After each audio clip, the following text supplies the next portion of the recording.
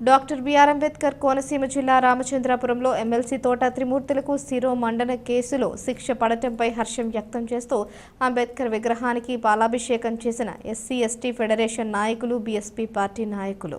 Doctor BR Ambedkar Konaseema జిల్లా రామచంద్రపురంలో MLC తోట త్రిమూర్తులకు శిరోమండన కేసులో శిక్ష పడటంపై హర్షం వ్యక్తం చేస్తూ అంబేద్కర్ విగ్రహానికి పాలాభిషేకం చేసిన ఎస్సీ ఎస్టీ ఫెడరేషన్ నాయకులు బీఎస్పీ పార్టీ నాయకులు గత 28 సంవత్సరాలుగా రాష్ట్ర వ్యాప్తంగా సంచలనం సృష్టించిన శిరోమండనం కేసులో ఎమ్మెల్సీ తోట త్రిమూర్తులకు 18 నెలల జైలు శిక్ష పడటంపై ఆనందం వ్యక్తం చేస్తున్న దళితులకు ఆత్మగౌరవం దక్కింది, రాజ్యాంగం గెలిచింది అంటూ నినాదాలు చేశారు. 28 సంవత్సరాలుగా శిరోమండన కేసుకు భయపడి పార్టీలు మారిన తోట త్రిమూర్తులకు శిక్ష తప్పలేదన్నారు. దళిత సంఘ నాయకులు సంఘం గెలిచిందని ఆనందం వ్యక్తం చేస్తున్నారు.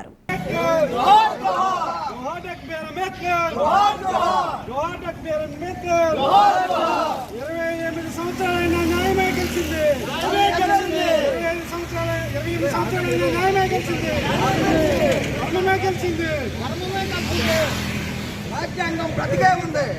రాజ్యాంగం ప్రజల ఆచార్యోతి సకల శాస్త్ర కోవిదుడు భారత రాజ్యాంగ నిర్మాత అంబేద్కర్ ఆలోచన విధానమే రాజ్యాంగం బతికే ఉంది.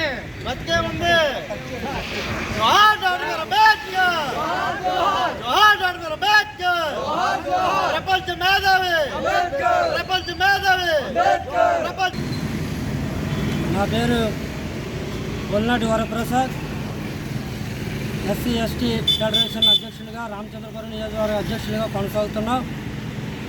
మరి ఈరోజు Visakhapatnam SC ST fast track కోర్టులో జరిగినటువంటి సన్నివేశం ఈ యావత్ భారతదేశానికి కూడా తెలిసిన విషయమే. మరి ఎవరైతే ఈ రామచంద్రపురం నియోజకవర్గంలో మరి వెంకటాయపాలెం గ్రామంలో దళితులకు శిరోమండనం చేసి మరి అనేక రకాలైన పార్టీలు మారుతూ ఏ పార్టీలో మారినప్పటికీ కూడా శిక్ష అనేది తప్పదని ఈవేళ రాజ్యాంగ స్ఫూర్తిగా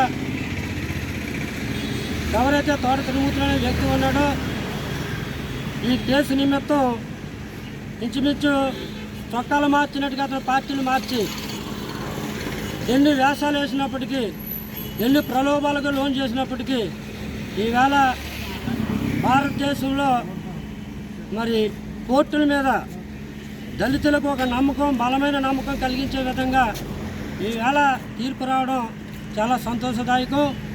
ఈవేళ నియోజకవర్గంలో ఉన్న దళితులందరూ కూడా ఇది ఒక పండగ చేసుకునే వాతావరణం ఈ నియోజకవర్గంలో కలిగిందంటే ఇవాళ కోర్టులు ఇచ్చిన తీర్పే. మరి ఇప్పటి వరకు మనం కోర్టులు డబ్బులకు లొంగిపోతున్నాయి, మరి రాజకీయ నాయకులకి తొత్తులుగా పనిచేస్తున్నాయని మనమే మాట్లాడుతున్నాం. మరి అలాంటిది ఈ రోజుని ఆ నింద లేకుండా కోర్టులు సక్రమంగా పనిచేస్తున్నాయని చెప్పడానికి, మరి న్యాయం బ్రతికే ఉందని చెప్పడానికి ఇది ఒక నిదర్శనమని ఈ సందర్భంగా రామచంద్రపురం నియోజకవర్గంలో ఉన్న ఎస్సీ సోదరులందరికీ కూడా ఇది ఒక గెలుపు.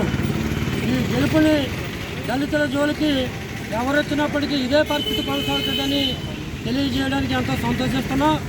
మరి ఇలాంటి ఇప్పుడు ఈ రోజున ఇక్కడే కాకుండా అక్కడ వైజాగ్లోని, ఇక్కడ ద్రాక్షారామ సెంటర్లోని ప్రతి అంబేద్కర్ స్టాచ్యూ దగ్గర కూడా ఈవేళ పాలాభిషేకాలు చేసి ఎవరైతే రాజ్యాంగ నిర్మాత డాక్టర్ బిఆర్ అంబేద్కర్ రచించినటువంటి భారత రాజ్యాంగం మీద అమితమైన నమ్మకం కలిగించే విధంగా ఈ రోజున చట్టాలు పనిచేస్తాయని చెప్పడానికి ఇది ఒక నిదర్శనమని ఈ సందర్భంగా మా దళిత జాతి అందరికీ కూడా మీ అందరం శుభాభివందనాలు, జైభీములు తెలియజేసుకుంటూ జగన్సీటి పెద్దలందరికీ కూడా నా ధన్యవాదాలు తెలియజేసుకుంటూ సెలవు తీసుకుంటున్నాం.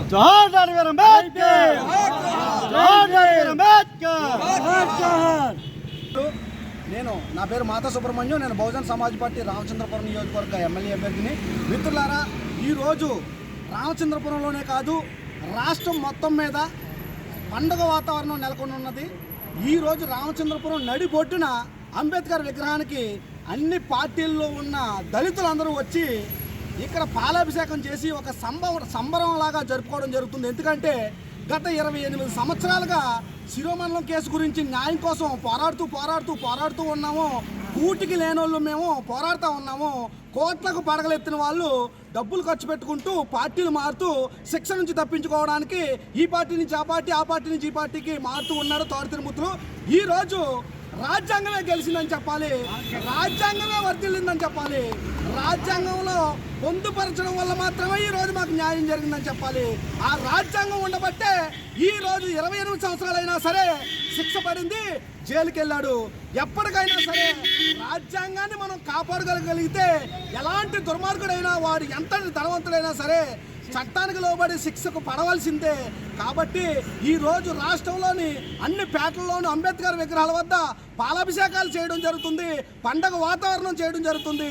మిత్రులారా, ఈ కేసు ఒక శిరోమండలం కేసు వెంకటాయపాలెంకి సంబంధించిందో లేదా చినరాజుకు సంబంధించిందో కాదు, రాష్ట్రంలోని దళితులందరి గౌరవానికి సంబంధించింది ఇది.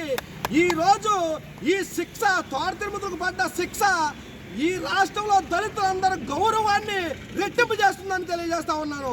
జై భీమ్ మిత్రులారా, ముందు ముందు ఎవరైనా సరే ఇలాంటి దుర్మార్గాలకి ఒడిగడితే రాష్ట్రంలో ఉన్న అందరం ఏకమయ్యి ఇదే విధంగా రాజ్యాంగం ద్వారా శిక్ష పడేటట్టు చేస్తామని తెలియజేస్తున్నాను.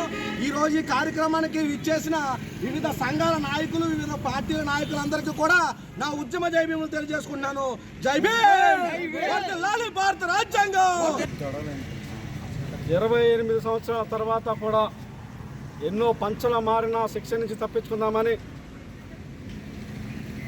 మా తాత అంబేద్కర్ ఇచ్చిన భారత రాజ్యాంగమే ఈరోజు గెలిచిందని చెప్పి, మా అంబేద్కర్ స్ఫూర్తి ఈరోజు గెలిచిందని చెప్పి, ఆ అంబేద్కర్ స్ఫూర్తి ఈ 28 సంవత్సరాలైనా కానీ ఈ సుదీర్ఘ కాలంలో ఎక్కడ కూడా ఏ ప్రలోభాలకి లొంగకుండా నా దళితులు నిలబడి ఈ అట్రాసిటీ కేసులో దోషుడైన తోట త్రిమూర్తులకి శిక్ష పడే విధంగా చేసిన దళితులకి ముందు నేను రుణపడి ఉన్నా అని చెప్పి వాళ్ళకి ముందు అంబేద్కర్ తరఫున పాదాభివందనం చేస్తున్నానని చెప్పి, ఈరోజు న్యాయమే గెలిచింది, ధర్మమే గెలిచింది.